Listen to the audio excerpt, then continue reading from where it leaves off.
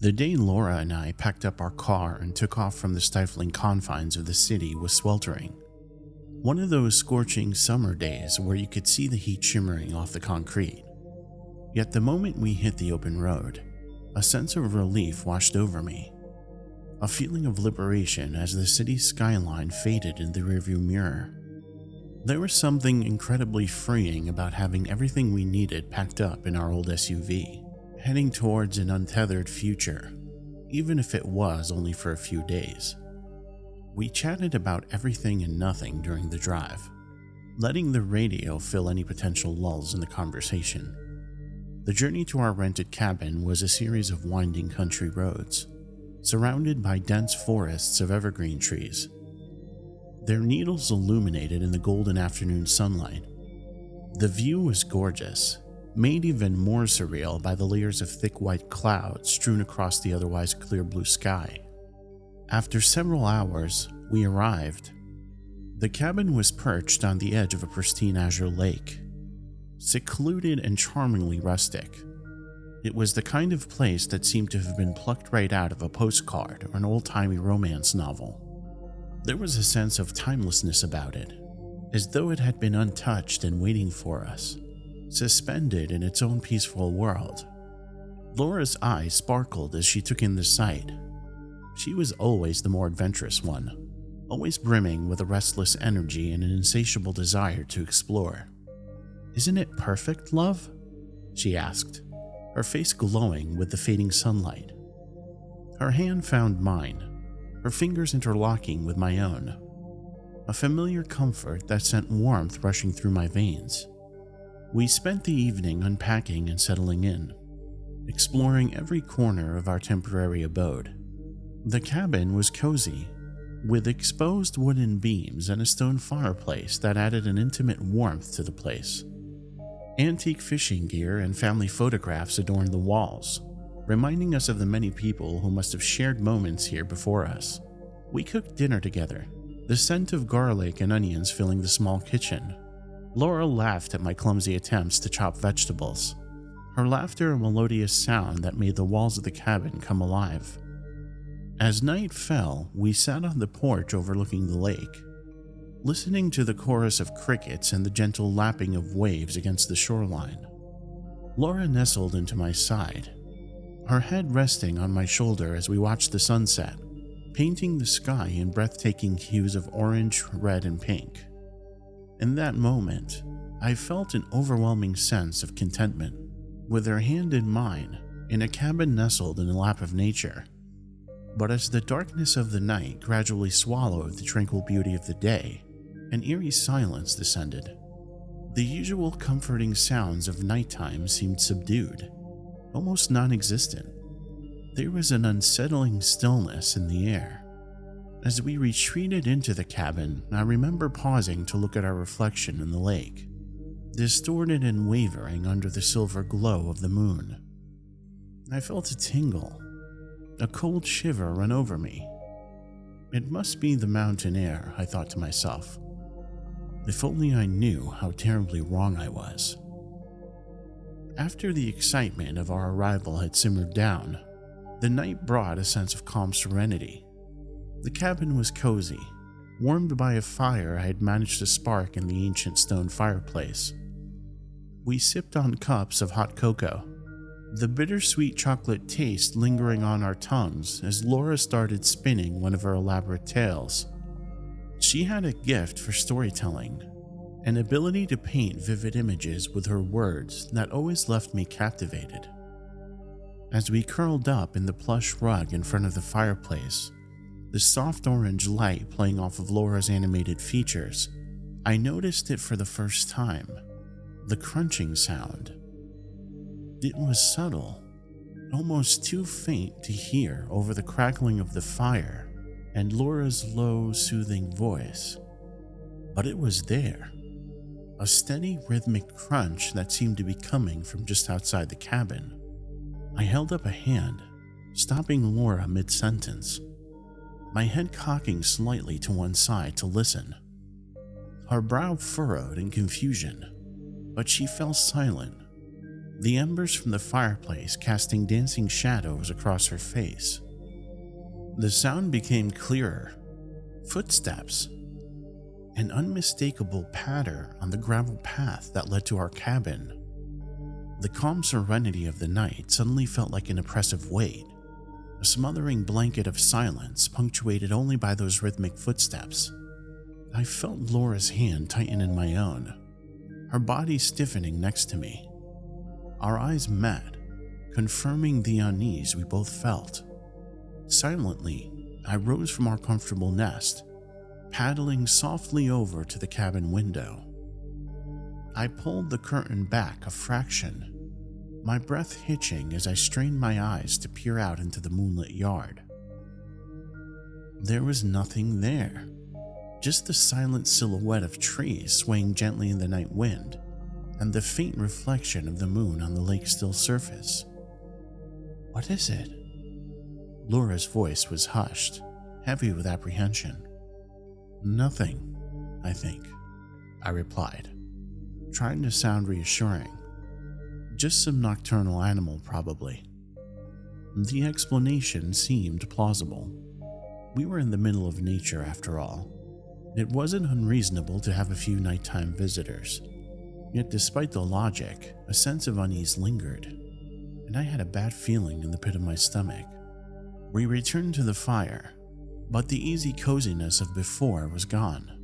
We forced laughter, forced conversation, but the sound of those footsteps, the absence of whatever had caused them, had sown the seeds of unease. There was a hushed dread in the air that refused to lift, even as we climbed into the cabin's old creaky bed. I remember lying awake, long after Laura's breathing had evened out into the rhythmic pattern of deep sleep. I stared at the ceiling, listening to the quiet sounds of the night, half expecting those footsteps to return. But they didn't. The night passed uneventfully, and slowly I found myself succumbing to the lull of sleep, the faint echo of those footsteps still resonating in the back of my mind. When morning arrived, washing away the unsettling remnants of the previous night, I shook off my unease. As Laura and I stepped outside, the crisp, cool mountain air filled our lungs, and the sun's rays warmed our faces. The sight of the lake, calm and beautiful, its surface glittering under the soft morning light, brought a sense of tranquility. We spent the day outdoors, exploring the surroundings of the cabin and the lake. The lake's water was cool and clear, with an array of pebbles visible at the bottom. It felt therapeutic, grounding even, to be so close to nature, disconnected from our usual urban existence. Laura reveled in it, her face lit up with happiness. She laughed and splashed in the water, her spirit infectious. For a moment, I forgot about the disquieting incident of the last night. The day passed in a blur of picnicking, swimming, and lazing around. As the sun began to set, painting the sky with hues of orange and gold, we decided to go back near the cabin. We had just started a small fire in the pit outside when I first heard it.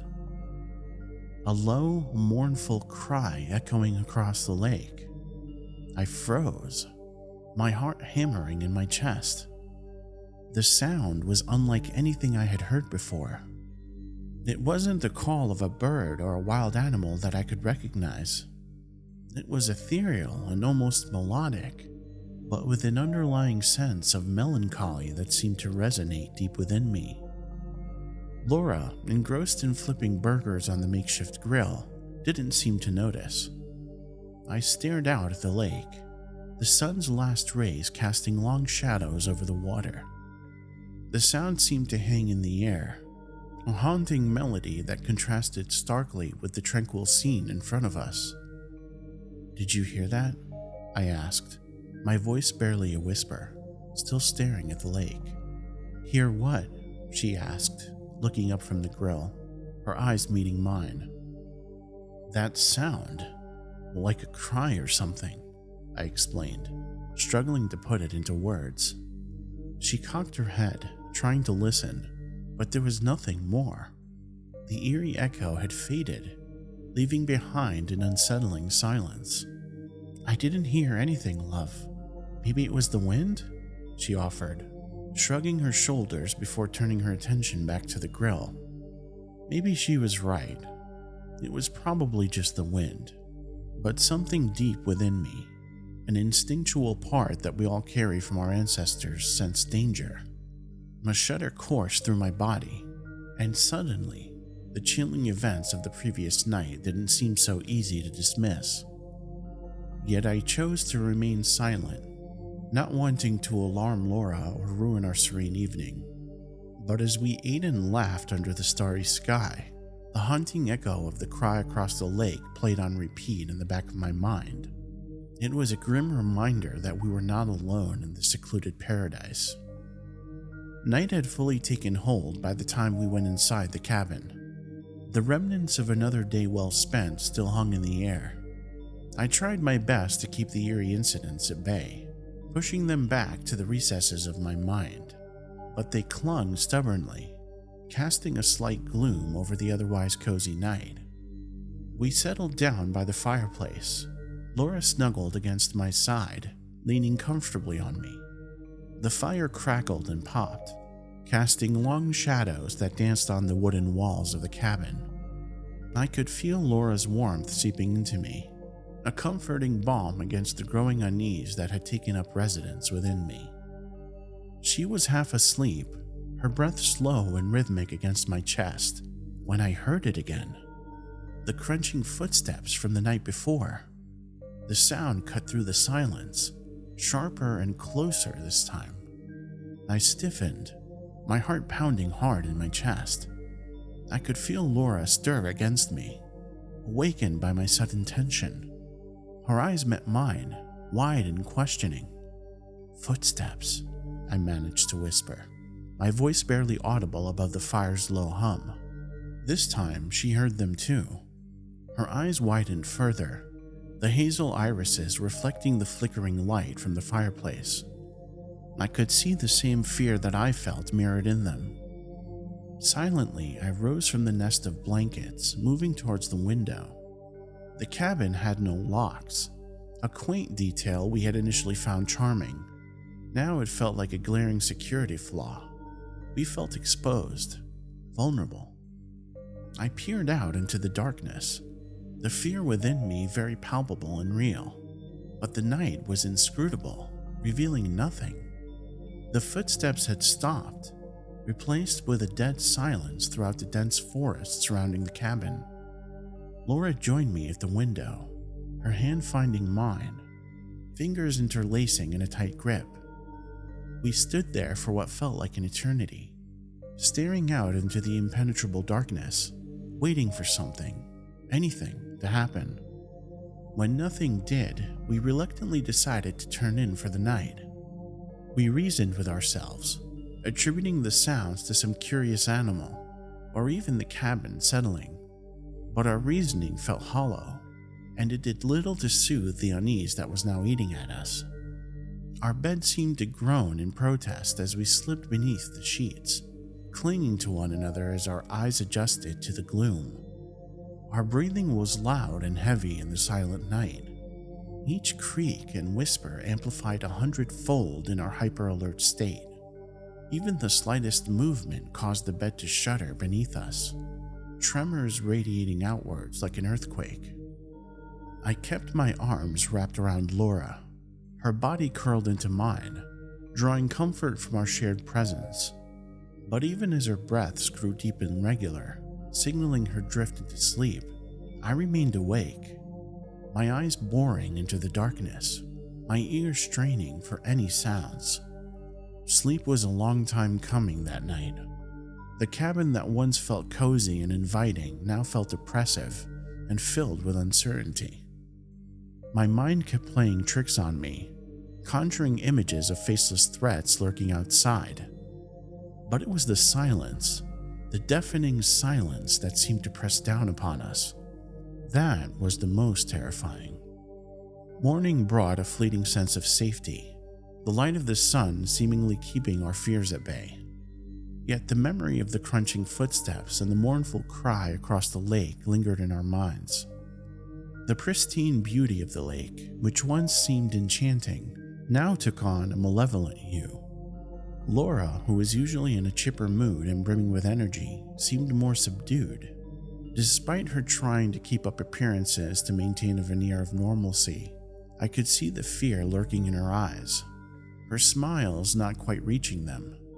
We spent the day in an uneasy silence, our usual banter replaced by long periods of quiet with spurts of forced small talk. As evening descended again, we decided to stay indoors, our desire to explore the lake and its surroundings extinguished by our growing unease. We were in the middle of a half-hearted game of Scrabble when we heard it, a low, guttural growl that seemed to reverberate through the cabin walls, chilling our blood. It was nothing like we had heard before, a sound that seemed to straddle the line between human and animal. We sprung to our feet in unison, eyes narrowed at each other. A deep growl resonated through the night. We sprung to our feet in unison, eyes narrowed at each other. Another deep growl resonated throughout the night, accompanied by the shattering of gravel underfoot. Whatever was out there had no fear of being discovered now, its footsteps heavy and deliberate in the darkness. With a shared look of terror, we both moved towards the window. My heart was pounding, every beat reverberating the horrifying growl we had just heard. We peered into the dark, our eyes straining to make out any form in the obsidian abyss that surrounded the cabin. A movement near the edge of the lake caught my eye. I squinted, trying to make sense of the vague outline in the darkness. It was then that I saw it, an enormous, shadowy figure, its shape distorted and wavering, as if it was part of the darkness itself. "Oh my God." Laura's whisper was a chilling confirmation that she saw it too. The figure was unlike anything I had ever seen, towering and menacing. It seemed to merge and separate from the darkness erratically. Before we had a chance to scream, the figure moved towards us with an undulating grace, like liquid mercury. I yanked Laura away from the window with shaking hands and threw her into the corner of the room, my body thrumming with fright. The walls of the cabin seemed flimsy, barely enough to repel whatever was on the other side. We heard its heavy steps encircling us, each vibration shuddering through our bones as though it was coming from within. This was no nocturnal creature, no innocent visitor. This was a monster, an invader, and we were the hunted prey, facing imminent peril from its predatory instincts. We clung to each other, our bodies shaking uncontrollably, watching the door for the moment it would burst open and we would meet whatever terrible fate was in store for us. Minutes passed, then hours. Nothing came in. As the night wore on, the footsteps receded. The silence that followed somehow even more terrifying. But we didn't dare move, didn't dare breathe. Our gazes locked on the cabin door, praying for deliverance from the nightmare that our retreat had become. We came to realize the peril of our situation. This wasn't a secluded cabin by the lake. We were fucking trapped, being played with by whatever evil terror that had made the lake its hunting ground, and we were caught right in the middle, helpless and terrified. After what seemed like an eternity, day finally broke, but the light offered us no comfort. The terror of the night had left us frazzled and anxious, and the sight of the tranquil lake was now a haunting reminder of the monstrous figure we had seen. We knew we had to leave. In a mad dash, we gathered our belongings, a sense of urgency pushing us to move faster. As we tried to start the car, a strange silence fell over us. It took a moment to register the deafening silence of the engine. Confused and desperate, I tried again, turning the key only to be greeted with an empty click. Fuck me. The car was dead. That had been this thing's plan all along. It didn't just want to scare us, it wanted to trap us. Stuck and desperate, we returned to the cabin, our initial resolve replaced with a deep sense of dread. We were trapped in this remote place with a creature out of a nightmare. We tried calling 911. Nothing. We tried again. Nothing. What the fuck is going on? See if you have internet access, Laura said. With a sense of dread, we fumbled through the web pages, desperately seeking any hint of truth to explain what was unfolding before us. Local legends of New England filled our screens, and breathless horror filled our throats as we read the tales that haunted these lands. Goosebumps prickled over us as each story unfolded its eerie secrets, leaving us shaking with fear. We tried texting a message to 911, hoping the authorities would see it. As we waited helplessly, we continued to do research. Legends of an ageless monstrosity lurking around the waters of the lake had been handed down from generation to generation, since even before the first settlers had set foot on their land. Witnesses' accounts were harrowingly alike, painting a picture of a colossal shadowy figure and unsettling phenomena surrounding the lake, most notably unexplainable disappearances and bizarre occurrences. The creature, according to the tales, preyed on those who encroached on its territory, especially during certain times of the year. And yes, one of those times was the 4th of July weekend. The realization was a punch in the gut. We were not just random victims. We were in its territory at the worst possible time. As the days slipped away, our fear grew. We got no response to our messages. No police came by. With no working car and a monstrous entity lurking nearby, we felt the walls of the cabin closing in on us. Our beautiful getaway had turned into a death trap. That night, the dread was almost tangible, hanging in the air like a thick fog. The setting sun seemed more like a closing curtain, signaling the start of a terrifying performance. It was only a matter of time before the creature from the lake would return. Our only defense was to barricade ourselves in the cabin. We set to work, governed by our own fear and running almost on autopilot. We shoved furniture against the door, stacking everything we could to create a feeble barrier against the looming terror. As we huddled together in the dwindling light, Laura's hand clutched mine. Her grip was tight, a silent vow of unity amidst the overwhelming fear. As the final strands of sunlight disappeared, we braced ourselves for the terrifying night that awaited us. As the moon ascended, the haunting hush of the lake was disrupted by a familiar sound. It was the mournful cry we had heard before, only this time it sounded closer, more personal. Then came the footsteps, heavy and deliberate.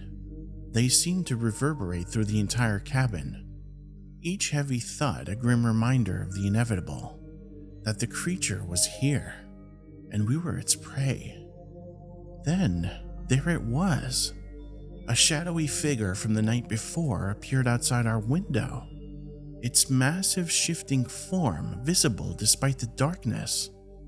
It seemed to study the cabin, its movements purposeful and measured. My fight-or-flight mechanism kicked in. I had to protect my wife. I grabbed the fireplace poker, the heaviest thing within reach. If we were going to go down, I thought, we'd go down fighting. But the creature didn't attack.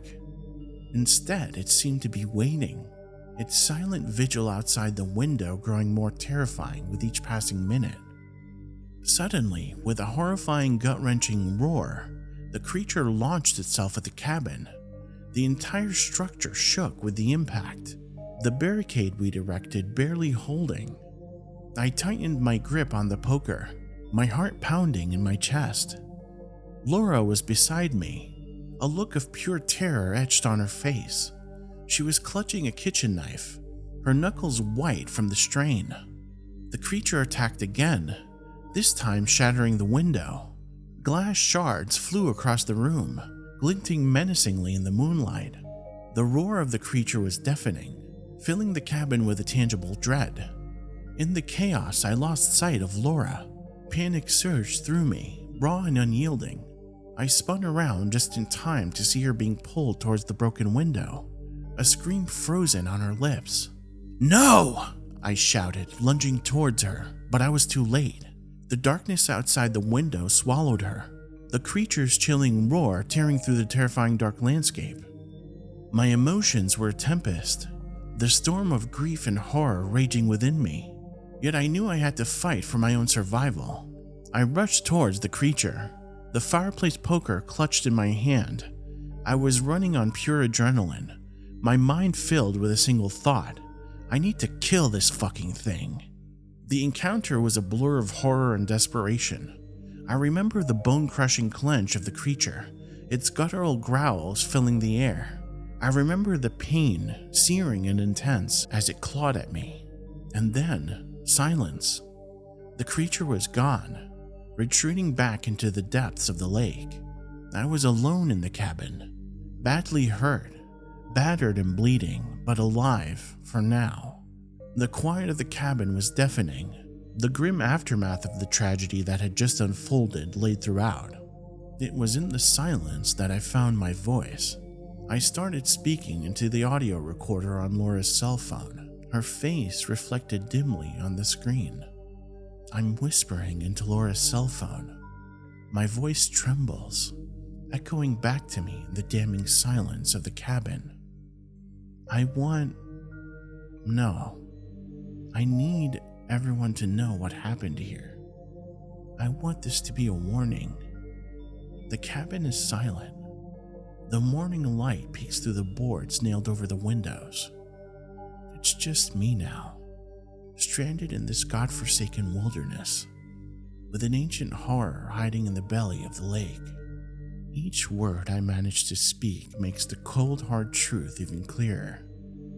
I'm probably not getting out of here alive, but at the very fucking least, our story will. A chilling reminder of a 4th of July getaway that spiraled into a waking nightmare. This is proof, real proof, that monsters don't just exist in fairy tales. Sometimes they're waiting for you, hidden in plain sight in the most beautiful places.